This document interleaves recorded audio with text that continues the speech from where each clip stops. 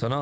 हाँ भाई। मेरे भाई की शादी में टाइम पर पहुंच जाना। आएंगे ना भाई। ये लो कार्ड, चलता हूँ। हाँ ठीक है भाई। भैया ये शंकर आपसे इतना चिढ़ता क्यों है? काले भाई मुझे चाहते हैं और ये बात शंकर को पसंद नहीं। वो सिर्फ नाम के लिए उनका भाई है, दिमाग के मामले में वो उनके आसपास भी नहीं है। हर बार गलत फैसले लेता है, इस बार भी कुछ ऐसा ही है। जानते हो अब क्या है? अब वो चाहता है कि काली भाई पॉलिटिक्स में घुस जाए, जिसके लिए वो दिल्ली शिफ्ट हो जाएंगे और यहाँ का सारा काम वो संभालेगा। वैसे भैया काली भाई को ये पता है? काले भाई शंकर को अच्छी तरह पहचानते हैं, पर वो उसे कुछ नहीं बोलते। छोड़ो शिवा, तुम इन बातों पर ध्यान मत दो, सिर्फ और सिर्फ अपनी पढ़ाई का सोचो। समझ गए?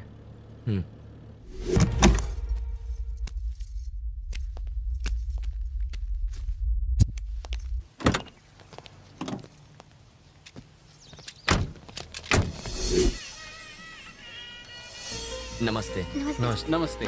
नमस्ते। नमस्ते। आइए। हेलो भाई, निकल गए? ओके।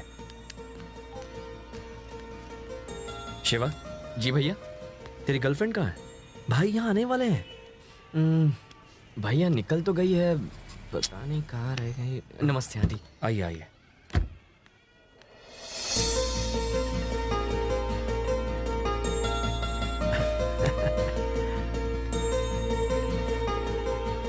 नमस्ते बड़े भैया।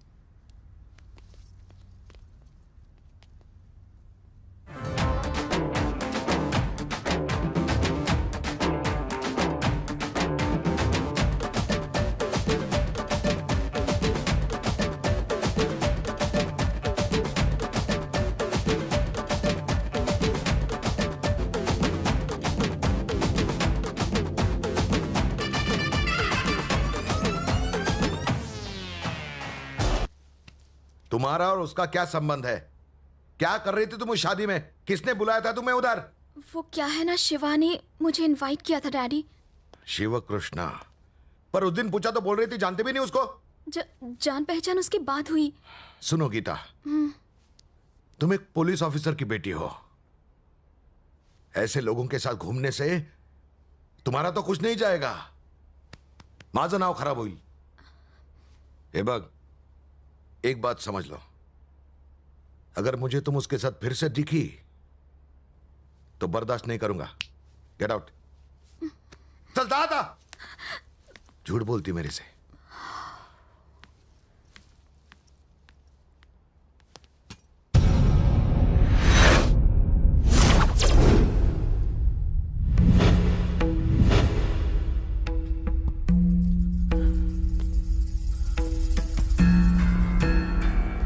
नालायक है तू। अरे मुझे शर्म आती है तुझे अपना छोटा भाई कहने में। किसी काम का ना है तू, गधा है, नालायक है तू। जा डूब मर।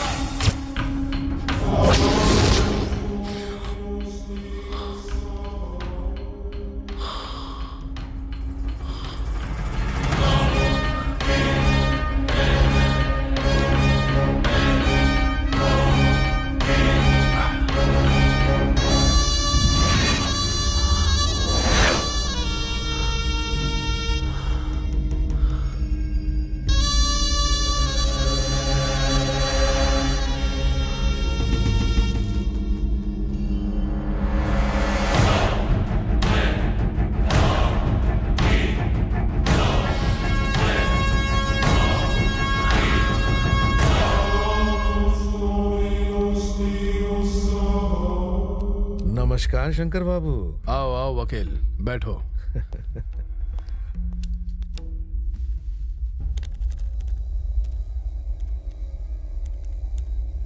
ये काम किसी एक इंसान का है ऐसा मुझे नहीं लगता, किसी गैंग ने किया ये। शेवटी काली प्रसाद कोई आलतू फालतू इंसान नहीं थे। उनकी मौत के बाद शहर में जो लफड़े चालू हो गए हैं, पहले उनको निपटाऊंगा, फिर उनके कातिलों को जेल में डालूंगा और ऐसी ही प्रेस कॉन्फ्रेंस रख के उन सब का पर्दाफाश आप सबके सामने करूंगा। ओके भाई आपके लिए फोन है। किसका? सागर राजू का। सागर राजू? अभी क्यों फोन किया? ज्यादा सोचो मत, बात करो। बोलो। ये सब कैसे हो गया शंकर? तुम्हारे बड़े भाई के आसपास इतने सारे लोगों के बावजूद कोई उसकी जान बचा नहीं पाया। आदमी चाहे कितना भी धनवान या बलवान क्यों ना हो, मौत के सामने उसकी एक नहीं चलती। वो उसके आगे घुटने टेक ही लेता है। अब अपने नए नेता विजय कृष्णा का अच्छी तरह ख्याल रखना शंकर।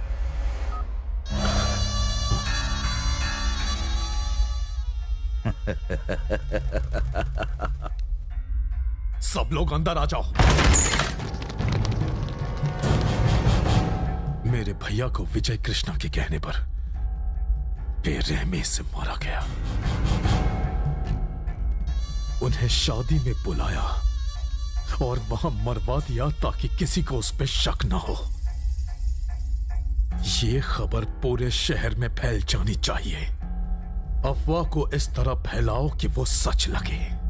मेरे भाई ने जिस आदमी पे इतना भरोसा किया, उसी ने उसके पीठ में छुरा घोंप दिया।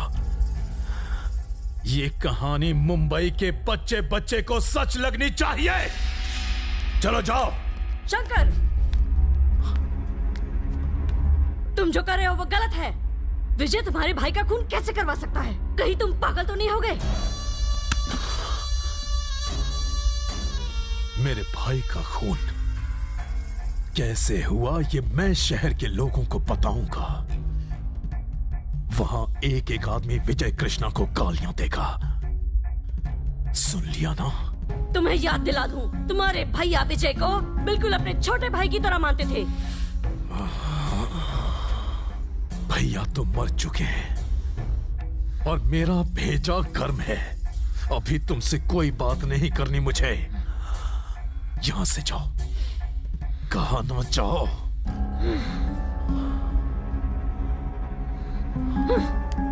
नमस्ते भाभी जी।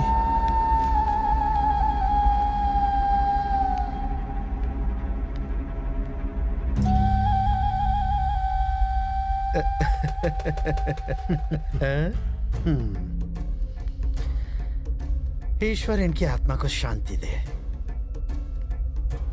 खुद को अकेला मत समझो शंकर। देखो विजय, जो हुआ उसे भूल जाओ। काली जी की मौत के लिए तुम उन्हें मारोगे और वो बदले में तुम्हें नहीं छोड़ेगा। फिर मुझे तुम सब लोगों के खिलाफ एक्शन लेना पड़ेगा। पुलिस को कमजोर कभी मत समझना। मेरी गन गुंडों को मारने के लिए है, दिवाली के फटाकों के लिए नहीं। देखो, इस सोए हुए शेर को जगाने की गलती कभी मत करना। घुस रहा है क्या कुछ दिमाग में? शानपना किया तो ठोक दूंगा। देखिए सर, काली भाई आपके सामने मारे गए, पर आप वहां खड़े होकर तमाशा देख रहे थे। अब हमें यहां बुलाकर वार्निंग दे रहे हैं। तुम पुलिस वालों का डर तो हमारे दिल से बहुत पहले निकल गया था। काली भाई के कातिल मरेंगे जरूर। या तो आप उन्हें पकड़ लें या फिर हम पकड़ेंगे। अगर आपने उन्हें हमसे पहले पकड़ा तो वो बच सकते हैं, और कहीं अगर हमने उन्हें पकड़ लिया तो मैं उन्हें अपने हाथों से मारूंगा। ये बात फिक्स है। तुम लोग साले सुधरोगे नहीं। घास चढ़ने गया दिमाग तुम्हारा। तुमने तुम्हारे काली को मारा ऐसी अफवाह है, फिर भी मैंने तुम्हें हाथ तक नहीं लगाया। लेकिन मेरी परीक्षा मत लेना। तुमने कंट्रोल खोया तो मुझे मामला कंट्रोल करना पड़ेगा। जाओ, चले जाओ नालायक। All the best sir.